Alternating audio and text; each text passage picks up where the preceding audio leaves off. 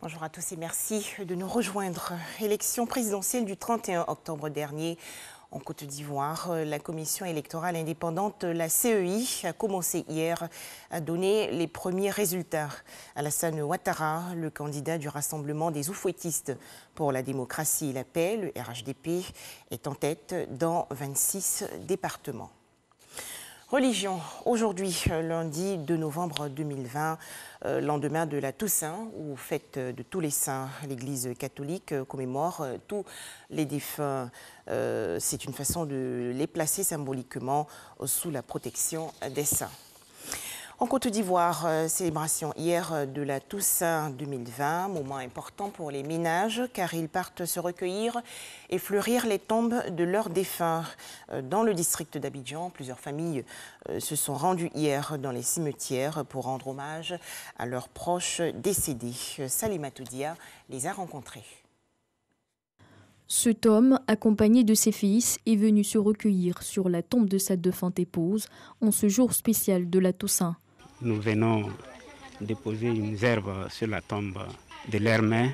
Elle nous a dévancés et nous avons toujours une pensée pieuse pour elle. Donc à chaque fois, on vient visiter, même si ce n'est pas la fête, la tombe de temps en temps, nettoyer, mettre de l'ordre.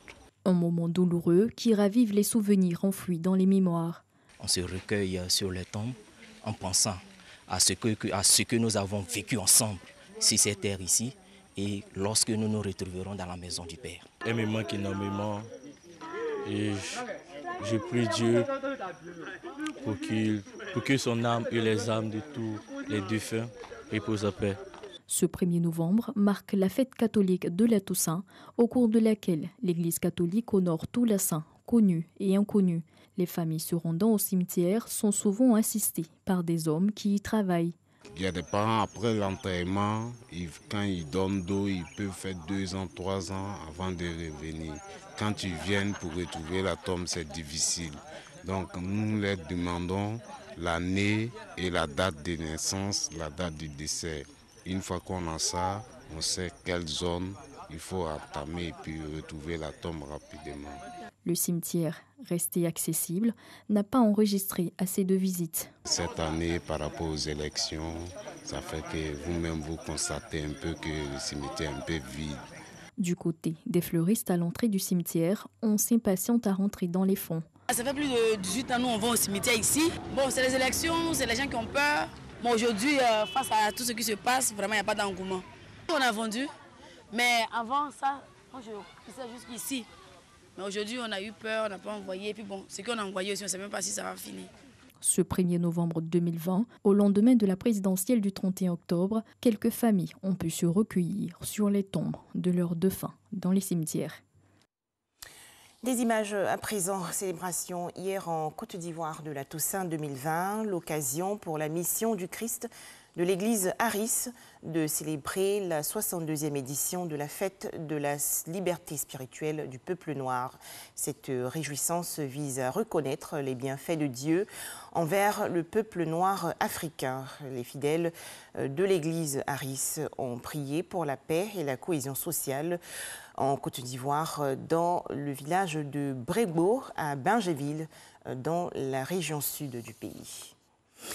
L'actualité hors de chez nous à présent avec la formation hier par le président de la République du Sénégal, Macky Sall, d'un nouveau gouvernement.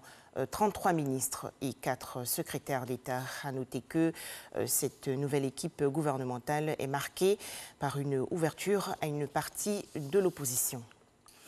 Au Tchad, le 2e forum national inclusif organisé par le pouvoir est chargé d'examiner la nouvelle constitution en place depuis 2018 a pris fin hier. Ce forum, dont la principale conclusion est la création d'un poste de vice-président.